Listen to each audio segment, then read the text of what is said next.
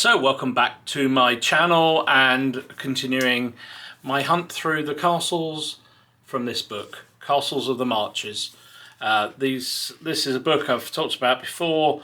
It covers about 120, 130 castles along the Welsh-English border that were primarily started, or at least the sites were started by the Norman lords after William I's conquest of England in 1066. So here goes. Here's another castle coming right up. So the next castle I'm going to take a look at from the Castles of the Marches book is Bishop's Castle. Now, Bishop's Castle is a small market town in the southwest of Shropshire in England. It's located in the Shropshire Hills. Pretty small place. About 1,800 people or so live there.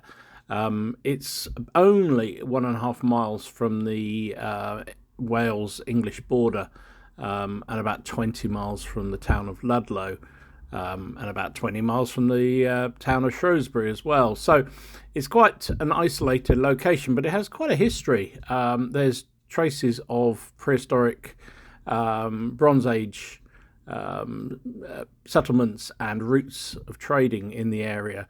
It's also the home of the Three Tuns, which is claimed to be the UK's oldest brewery.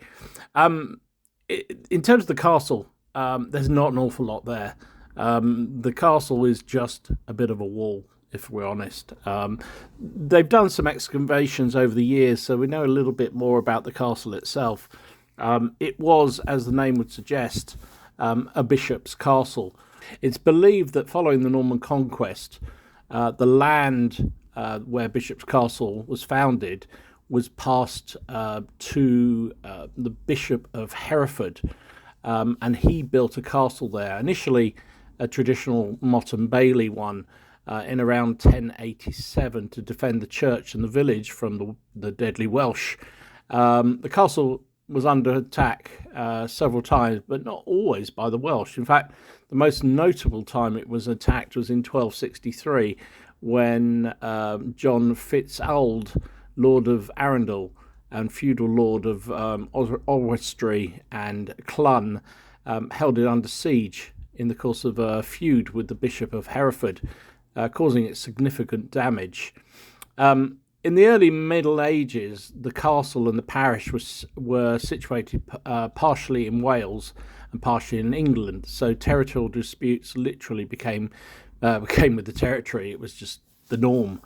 By 1557, the castle was described as 13 rooms covered with lead, a tower on the outer wall to the eastern side containing a stable, and 2 rooms covered with tiles, called Le New Building, situated on the outer wall between the building over the gate and a tower called La Prison Tower. There was also a dovecot, a garden, a forest and a park.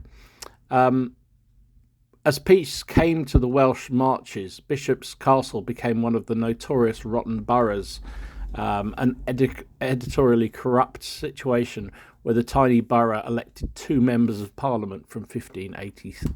In 1618, the castle started to deteriorate, and in 1700s, the stone keep and surroundings were flattened to make way for a bowling green. You can still see traces of the sort of Motte and Bailey and the moat that there would have been there. And some of the road names are known as Castle Street and Market Square and what have you, which clearly show the heritage of the town and of the castle. In 1642, the Three Tuns Brewery was established just outside of the current site of where the castle was, and making it the oldest licensed brewery in Britain. Damn good beer it has too. While some of the current buildings for the village date to the 17th century, the main building is a Victorian tower brewery erected in about 1888. In 1719, the 5th year of the reign of George I and the year of Daniel Defoe publishing Robinson Crusoe, the Castle Hotel was constructed over the site of the old castle. And it's a shame, really, that pretty much destroyed what was left of it. But the Castle Hotel is still a very, very good hotel, and has wonderful views over the Welsh hillside. The first owners of the Castle Hotel sold it to John Walcott, who in turn sold it to a chap called Robert Clive, who you will have heard of. First Baron Clive of Paisley, also known as Clive of India, one of the most wealthy people in Britain. And the Castle Hotel still has that connection to Clive of India, and indeed his son Edward went on to become Earl of Powys, and actually the Castle of Powys is not very far away from Bishop's Castle either. All that's really left today of the castle is a 10-metre long coursed stone wall on the western side of the castle site. It's about 2 metres thick and about 3 metres high. It's very overgrown, although it has had some work done to keep it safe and stable. The Castle Hotel, as I say, stands actually on the site of the castle itself, and is largely built from stone salvaged from the original castle. And funny enough, there's an interesting story with the Castle Hotel. During the First World War, its coach houses were used as stabling for elephants from zoos and fairs around the country. A number of them were kept there, and indeed, after the war, when the elephants were taken back to wherever they came from, one was left behind for whatever reason. And it was a well-known sight to see this elephant being taken for a walk around the roads of Bishop's Castle, around that part of Shropshire. In fact, when we were there was a little QR code to link to a bit of video from that time, from about 1920, I think it was, showing this elephant just walking down one of the lanes in Bishop's Castle, becoming one of the becoming one of the celebrities in some ways.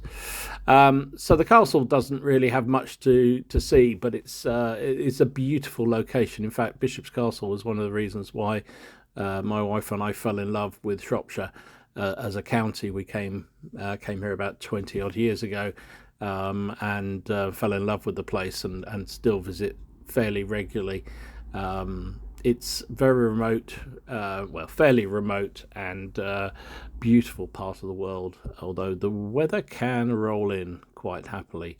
And still the town has a lot of festivities, a lot of events going on, and is thoroughly worth a visit if you're passing that way. Although, if you're looking for the castle, you might take a while to find it, because there isn't much of it. Anyway, I hope you enjoyed it. If you did, please give it a like and subscribe. And I'll be back with another castle from the Castles of the Marches book very, very shortly. This is Dom signing out.